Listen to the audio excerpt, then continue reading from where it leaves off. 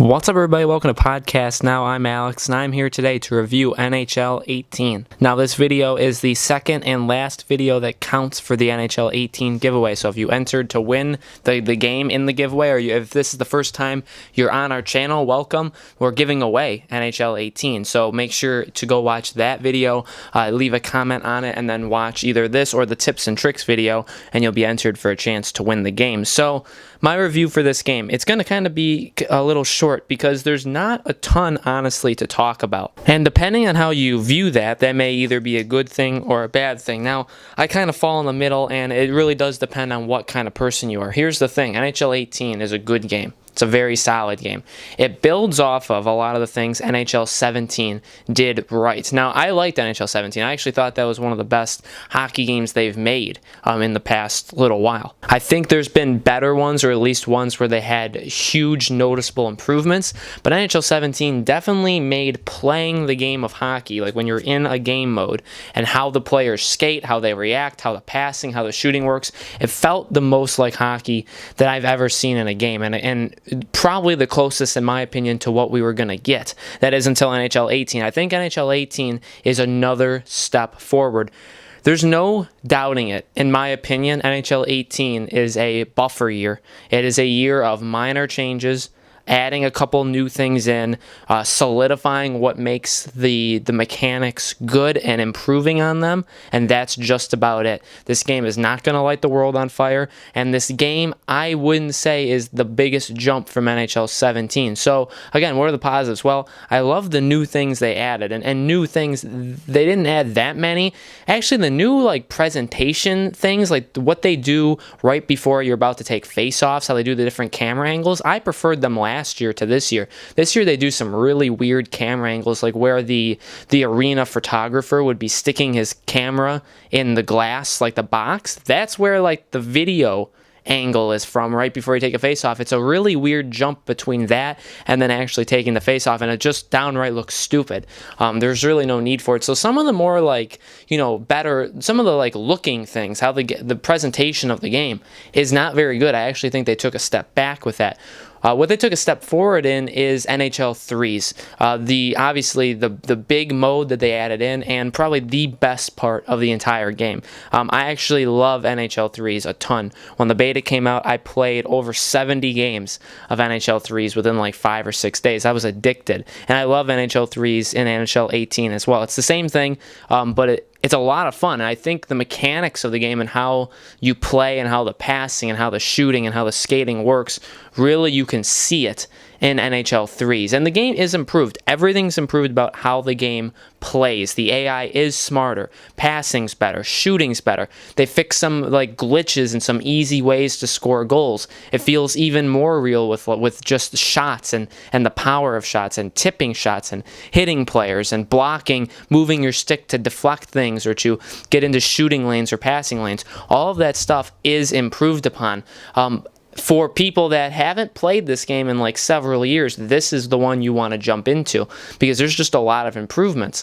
NHL, the GM mode, which they changed obviously to franchise mode last year, I'll be honest, I kind of fell off of that. I loved GM mode back in the day, probably 4 or 5 years ago. I absolutely loved it. There's just things in the past couple of games that have really just annoyed me. I got into the Hockey Manager on Steam more over the past couple of years, and even though I haven't played it in a couple of years, just playing a really micromanage, looking at a ton of numbers game, I think is more fun than what EA has done. I just don't, especially the last 2 years, I don't like managing my building, setting prices and that stuff. I really don't enjoy that.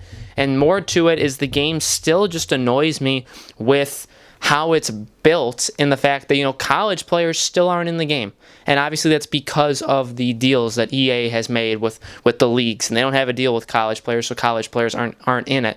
But it's just annoying to see teams missing players, or players just being gone, or me disagreeing with their ratings. I love Buffalo. Buffalo is my favorite team, so when I jumped in and looked at Buffalo's roster, there's some players that just, I don't agree with their ratings. I couldn't find some players like Brendan Gooley, who is a very good up-and-coming defenseman. He's nowhere to be found. You have to actually find him in the junior leagues. He's not in Buffalo.